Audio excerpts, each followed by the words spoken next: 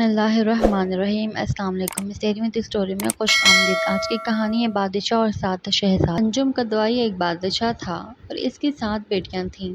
وہ ان 7 سے بے حد محبت کرتا تھا اور ان کے ہر آرام کا خیال رکھتا تھا۔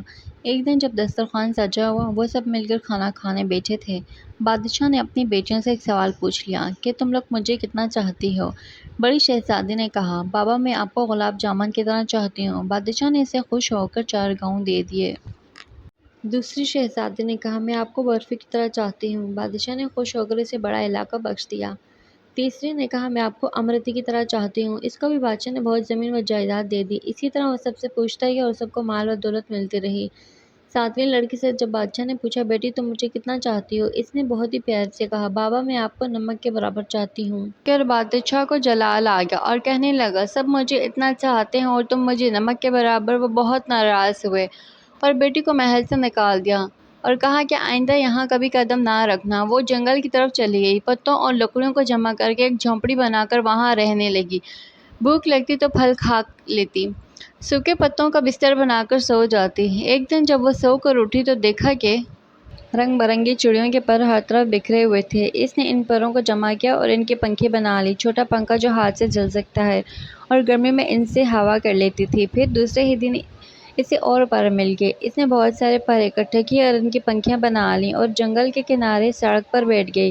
اپنا چہرہ چادر سے ڈھانپ لیا۔ لوگ آتے گئے اور پنکھیاں خریدتے گئے۔ اتنی خوبصورت پنکھیاں انہوں نے پہلے کبھی نہیں دیکھی تھیں، تو اب تو بھیڑ سی لگی رہتی۔ ایک بار شہزادے کا ادھر سے گزر ہوا، اس میں اتنے خوبصورت پنکھے پہلے کبھی نہیں دیکھے تھے، سارے خرید لیے۔ اور پھر شہزادی سے پوچھا، تم کون ہو؟ کوئی جواب نہیں دیا اور اس کے خوبصورت ہاتھ بتا رہے تھے کہ اس نے کبھی کوئی کام نہیں کیا تھا۔ پنکھیاں بنانے میں اس کی ہاتھ کی انگلیاں زخمی تھیں۔ شہزادہ اس کے پیچھے جنگل آ گیا اور جب اسے پتہ چلا کہ وہ ایک شہزادی ہے، وہ سزا کاٹ رہی ہے، وہ بہت غمزدہ ہوا اور اپنی سلطنت پر واپس آ گیا اور والدین سے سارا ماجرا سنایا۔ ان لوگوں کو بھی بہت دکھ ہوا اور وہ شہزادے کی بارات لے کر جنگل میں آ گئے۔ دونوں کی شادی ہو گئی، مگر شہزادی اپنے والد کو بہت یاد کرتی اور خوش نہیں رہتی تھی۔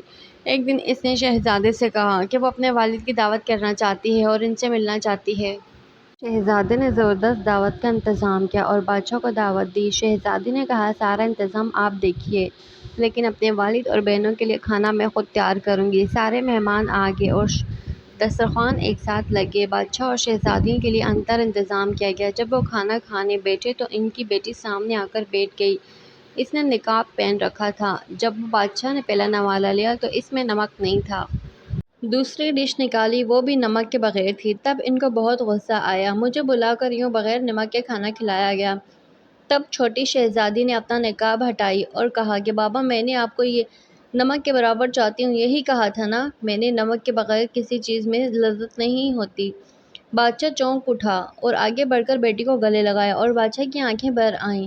بیٹی سے معافی مانگی تو شہزادی نے کہا، بابا کوئی بات نہیں، اللہ تو سب کا ہے، آپ پریشان نہ ہوں، میں اب یہاں پر بہت خوش رہتی ہوں۔ بہنوں نے بھی معافی مانگی اور گلے لگایا اور شہزادی نے سب کو کھلے دل سے معاف کر دیا، مگر ان سب کو احساس دلایا کہ وہ غلطی پر تھے۔ یہ کہانی کیسی لگی؟ اپنی رائے کا اظہار ضرور کریں۔ ملتے ہیں نیکسٹ ویڈیو میں، تب تک کے لیے اجازت دیں۔ اللہ حافظ۔ جزاک اللہ۔